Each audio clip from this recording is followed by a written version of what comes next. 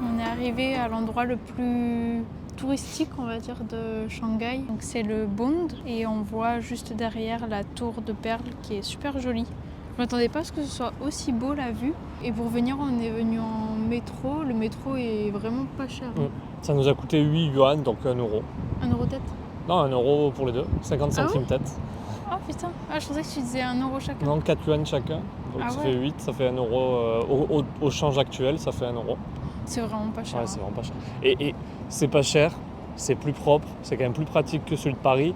Quand je pense qu'à Paris, on paye, en tout cas nous, quand on l'avait pris 2,55 € tête, quel que soit l'endroit où tu vas. C'est-à-dire que tu fais un arrêt, tu payes 2,55 €. Ici, ils te le calculent automatiquement comme Séoul d'ailleurs. Séoul, tu bipes en entrant et en sortant et il déduit et après il te prend.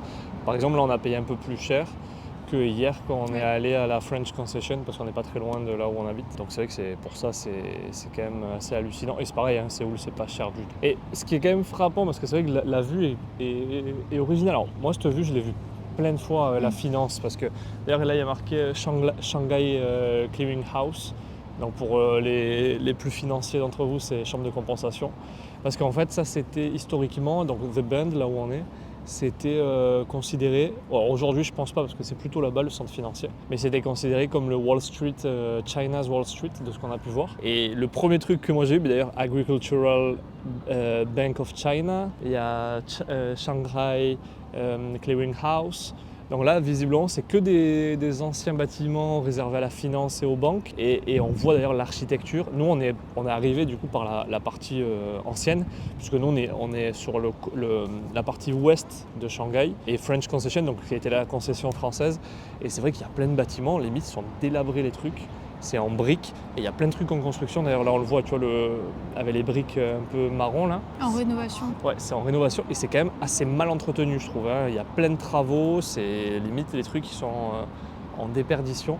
Après, il y a aussi plein de beaux bâtiments. Ah oui, non, l'architecture est très jolie. C'est assez bien entretenu quand même, c'est très joli. Et c'est vrai que par contre, on a l'impression d'être dans une ville européenne, quoi. Ça ressemble des fois un peu à Londres, des fois ça ressemble un peu plus à la France. C'est vraiment, on a l'impression d'être en Europe, quoi. Donc c'est vrai que ça fait un gros contraste quand on regarde juste en face les gros buildings et l'architecture typique chinoise des grandes tours. C'est vrai que ça a fait un gros contraste, quoi. Ouais, ça n'a rien à voir. Et d'ailleurs, je crois que là-bas, j'ai l'impression de voir une cathédrale. D'ailleurs, on a entendu les cloches, je sais pas si tu as entendu. Donc encore une fois, ça montre des cathédrales en Chine et des bâtiments comme ça. À Pékin, on n'en a pas vu une seule quand on a été. Et c'est vrai que là, ça a fait un gros contraste avec en face la partie visiblement plus futuriste. Donc ça, on ira la voir aussi, mais peut-être pas aujourd'hui. Et on a vu que The Bund, ça s'appelait comme ça, donc c'est pas l'appellation chinoise parce que je ne me rappelle plus comment c'est, mais ça vient de l'hindou, enfin c'est un mot hindou anglophone. Et moi au départ je pensais que c'était un mot allemand. The Bund, parce qu'on dit le Bundestag et tout ça. Au début je pensais que c'était allemand, en fait non, c'est indo-anglais. Anglo-saxon. En parlant de Bundestag, on a vu aussi que... Parce que moi, il y avait un truc qui m'attirait... bon, ça, c'est le côté financier, qui me sonnait un petit peu à similitude entre yen et yuan. Parce que d'ailleurs, souvent, on mélange... les gens disent la monnaie chinoise, c'est le yuan. Non, la monnaie chinoise, c'est pas le yuan, c'est le renminbi. Le yuan, c'est une unité de mesure. Mais la monnaie, le nom de la monnaie, c'est renminbi. Par contre, on dit 1 yuan, 2 yuan, 10 yuan. C'est comme l'or, c'est l'or. Et après, on peut dire 1 once d'or, 2 onces d'or, 1 gramme d'or, etc. Donc là, c'est la même chose. Ça n'existe pas la monnaie chinoise yuan, c'est renminbi. Par contre, yuan, ça me sonne un peu comme yen en japonais. Et alors un peu moins, mais aussi won en coréen. Et en fait, de ce qu'on avait vu, c'est que ça voulait dire monnaie arrondie ou quelque chose comme ça. Et en fait, yen, c'est dérivé du mot chinois yuan et won, pareil, en coréen. Donc en fait, les trois ont une étymologie similaire qui vient du chinois. Et ça, c'est assez intéressant, comme quoi il y a quand même une liaison entre ces trois pays. Même si bon, certains peuvent un peu plus ou moins s'aimer, mais voilà, c'est rigolo de voir aussi, comme nous, on va avoir des mots latins qui vont nous sonner un petit peu de manière similaire en fonction de l'espagnol, l'italien, le français, le portugais. Eux, voilà, c'est aussi pareil, bien que ce soit des langues totalement différentes, même avec un alphabet différent dans le cas notamment du coréen avec le hangul. pense que le trajet qu'on a fait, c'est vraiment le bon. C'est-à-dire démarrer par le nord de The Bund et après descendre et arriver justement ici. Et il y a le Yu Yuan Road, c'est ça? Et après, il y a le Yu Garden ou quelque chose comme ça. Ouais, Yu Mais je crois que ça c'est fermé. Donc, mais en tout cas, déjà, rien que là, je pense se perdre dans les rues, on n'a rien fait encore, on vient à peine de venir. Il pleut un petit peu, légèrement. Mais vraiment, c'est sublime. Alors, on reviendra la nuit. Parce que là, en fait, on était à 2 doigts de rentrer. On s'est dit, bon, on va quand même en profiter, on n'est pas loin. Et ça vaut vraiment le coup. Ouais. Et là, c'est vrai qu'il n'y a pas beaucoup de monde. Mais encore une fois, parce que c'est pas la période la plus touristique, je pense. En été, ça doit être horrible ici.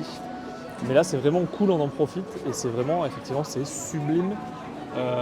Vraiment, avec les lumières, ça fait ressortir le doré, etc. En plus, ils mettent les musiques d'ambiance, etc. Donc vraiment, ça vaut vraiment le coup. Et comme tu dis, c'est piéton, donc il n'y a pas de voiture qui passe, tout ça, c'est vraiment cool. Ouais, c'est agréable.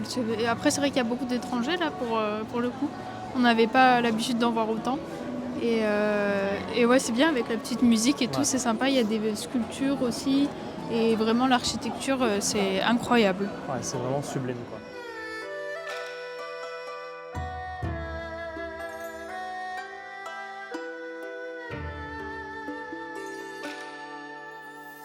On est au Buddha Jat Temple. Super joli, gratuit.